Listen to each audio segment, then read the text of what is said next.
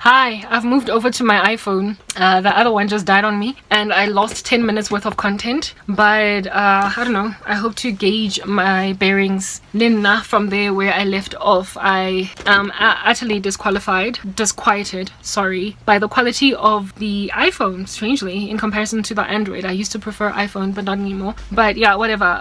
It's okay because it has like this glare that I can't quite eradicate that the other phone did not have, but will deal. In the last part that I had, please go check out the previous part. I was talking about something that I'm gonna try as best as possible to bring forward again, despite having lost it. I was speaking about how it is that the Lord pretty much warned me that one of the greatest reasons, essentially, I'm trying to find all of those words that I spoke. One of the greatest reasons, goodness, I hate this delay, but it's better that way, right? And one of the greatest reasons that He's not allowing me to basically rely on a salary coming through on YouTube using a truth channel, using a ministry, like the monetization of a gospel ministry on YouTube, is because of the future of censoring that is coming to the church. He doesn't want me to rely on it because I will have already gone through so much sorrow in my life from poverty. Do you understand? And with all of that poverty, I will have, of course, like a great fear of falling into it again. And He has no desire that once I escape the darkness, I should find myself in it again. You know,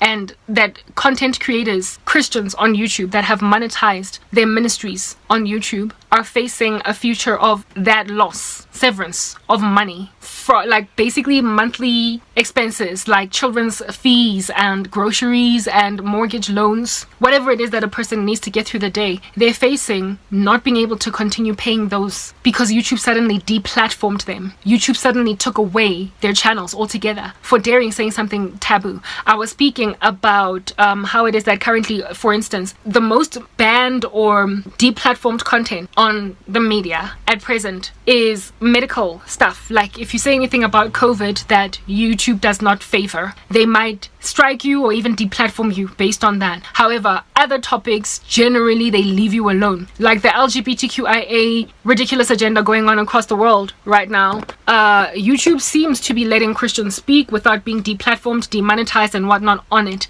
Their like freedoms of religion and whatnot seem to be just kind of left alone in that space. Their opinions in that regard are being left alone. But the day is gonna arrive when anything that goes against, especially the far left agenda, is just going to be smothered, silenced. Basically the forcing of believers to keep their messages light and sweet. If you want to do Christian content, we're not going to block you, but just sing a hymn or something.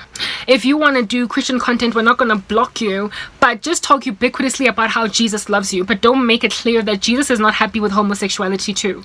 Like, yeah, essentially creation out of believers online that usually have got very hard messages, teachers that scratch itching ears, like a sweet little loving Joel Ostinic message is what they're going to expect very sound preachers online to suddenly start rolling with. Calling out harsh like sins, calling a spade is just going to become something that is going to become increasingly difficult to maintain your presence on YouTube. And God made it clear to me that Karabo, right now you don't have a YouTube channel that makes sense because you're currently shadow banned there, and you also cannot start a platform on Rumble. You don't have money to finance such things, or Gab, or go on Patreon or whatever, like some space where you're not going to be like blocked. You don't have money to go independent, so you don't want to rely on a salary coming through on YouTube. Next thing you're paying a rent, next thing you are able to get everything you need, buy your equipment, and then you gotta move back to your mother's house again at the back of a shack again. You don't want that. So God basically gave me an idea to start a neutral channel on YouTube that is not going to in the future face demonetization, that is not going to in the future face deplatforming or anything of that nature. Neutral channel. Like, I can't stand the quality of my iPhone. I keep on shuffling around to try and get it better looking, but whatever, we'll just keep on talking. Neutral channels, by neutral channels I mean channels, for instance, like cooking or fitness or travel, like stuff that is highly unlikely going to offend people. It's not controversial in nature, and it's also highly unlikely going to cause a fall of subscribers or followers from you. Like when you do Christian content, truth content, or even if you're a conspiracy theorist, a person might like what you say in one video, but then because they subscribe to some other agenda that you are against, tomorrow they're gonna like, you know, unfollow you or unsubscribe. That's the kind of stuff that can cause you a loss of money, loss of followers, loss of subscribers, loss of whatnot. But if you're cooking, you're just cooking. If you're baking, you're just baking. A person is highly unlikely going to start unfollowing you because you went from doing pastries to now cooking like culinary stuff. You're now making like a chicken stew sandwich as opposed to baking like a cheesecake type thing. A person is highly unlikely, based on your change of topic or change of thing that you're doing, then gonna suddenly start unfollowing you. They will likely continue to like you. The same thing is true also with fitness.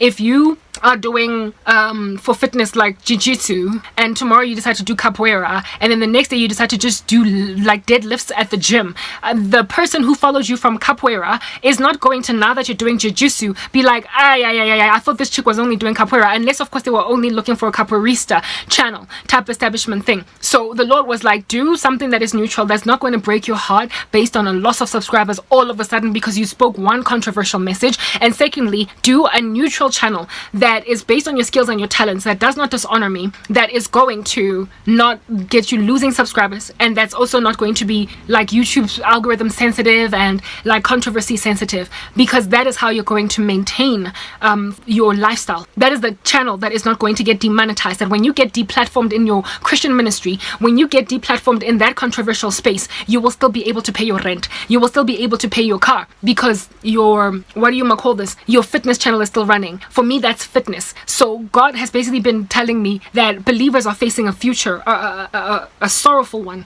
at that, of just all of a sudden overnight losing money they need to push their lives, because they literally leaned on the lucrativeness of their YouTube ministries to finance their lives with their children and their wives and their whatever it is that they do in their private capacity, and the quality of their lives is going to suddenly just be cut because of a deplatforming or a demonetization. And so the wickedness of this nefarious strange woman at YouTube that is busy like shadow banning my content is Romans 8:28 in my particular life, in that all things are working out together for the good of them who love the Lord and are called according to his purpose. God, with that situation, is also telling me it wasn't going to be for very long anyway. You are going to monetize, and very soon afterwards you are going to be deplatformed. Very soon afterwards, you are going to be demonetized. Very soon afterwards, you are going to just be smothered. Very soon afterwards, they were going to try and control what you say, and they were going to try and get your message to be fluffy. And you are controversial, my daughter. I've given you taboo prophecies. I've given you taboo information. I've told the world through you that there is wickedness on the ground and must be uprooted. The kind of like disciple that you are,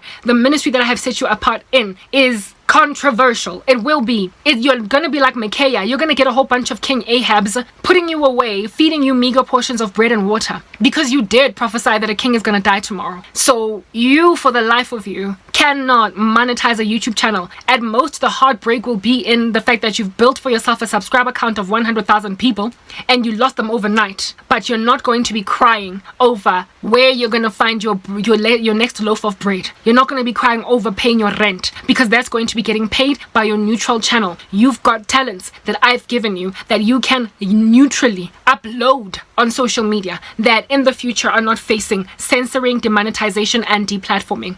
So that is one of the greatest reasons why he has basically raised up this charlatan for YouTube to hurt me in this way, but to also get me to start something else on the side that is neutral. But with it as well, I have discovered that YouTube is targeting me, because YouTube has shadow banned even my fitness channel. Next part.